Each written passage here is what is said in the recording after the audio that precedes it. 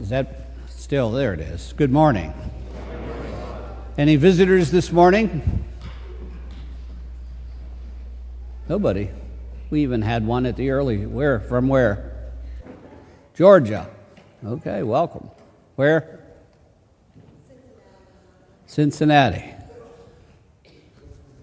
West Virginia. Anybody else? Where in Cincinnati? What neighborhood? Oh, I know, about Washington. Okay, Beachmont Avenue. That's right. Okay, we want to welcome the Boy Scouts and Cub Scouts this morning. Stand up. There they are.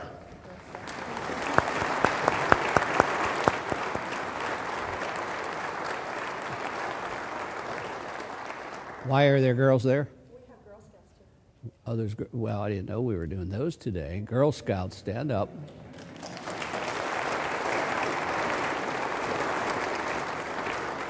And we want to thank the leaders for their good work. So they spent a lot of time. You can be seated. This is the 20th anniversary of the Cub Scout Pack and the Boy Scouts. 120, how many? 26.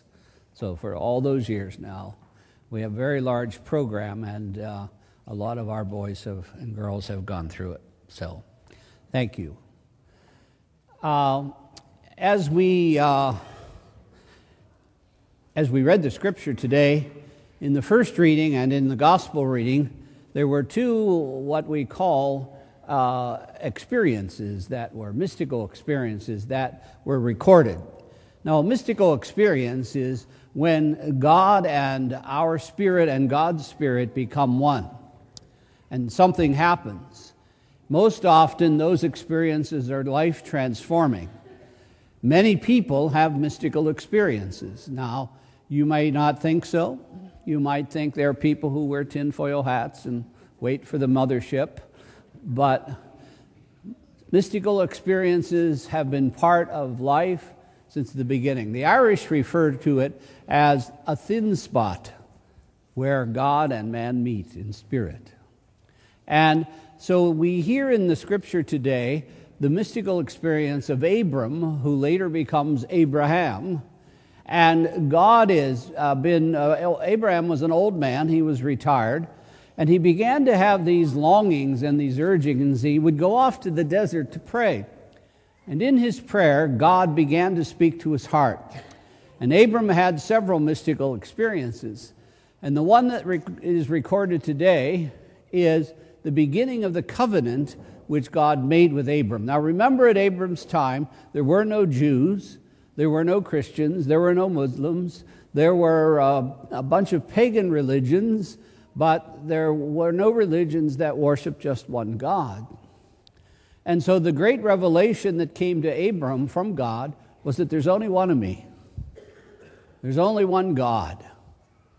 And Abram, as God told him, would become the father of many. And he indeed has. As Jews claim him as the father of their faith, Christians claim him as the father of faith, and Muslims claim him as the father of faith. And so that prediction that his descendants would become as numerous as the sands of the desert certainly has been fulfilled. In the New Testament today, Jesus also has this mystical experience where he goes up a mountain and he takes with him Peter, James, and John, and they're sitting around doing whatever. And all of a sudden, Jesus begins to leave them. He begins to change. And they see this. And finally, they're enveloped in a cloud. And from this cloud, they're given the revelation that this Jesus, who you've been hanging out with and walking around with, is truly the Son of God. Now, how do you capture those kinds of experiences in words? You don't. It's very difficult. If you had a mystical experience today, if you got knocked from the bucket seat of your Volkswagen on the way home today, and God spoke to you, How would you capture that in words? How would you explain to other people how your life has been transformed? How would you explain to your people, to other people, what had happened? In fact, you'd be quite reluctant to do that. In the gospel today, it says Peter, James, and John didn't tell anybody. Well, duh. Until after the resurrection. Well, the point about this is simply this, that mystical experiences are not as uncommon as you think they are. And they are accessible to us as Christians because what happens is that when we live in the silence of God, when we place ourselves into God's life, God begins to transform our lives. We see it all the time. I see it all the time in people's lives, where there are complete reversals of behavior, where there are complete reversals when we go from living a life of self-indulgence and sin, and all of a sudden reattach ourselves to the church and begin to grow in amazing ways, a complete reversal of life.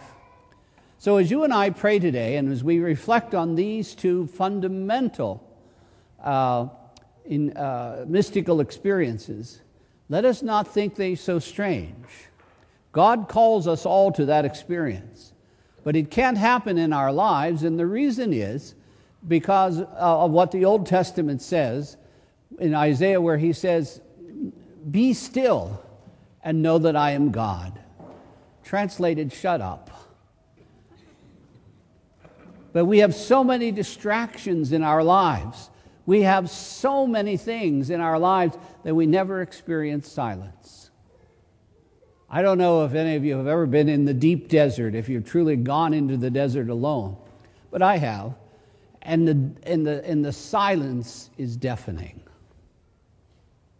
Go to Death Valley sometime. How many have ever been to Death Valley? Have you? Isn't it silent?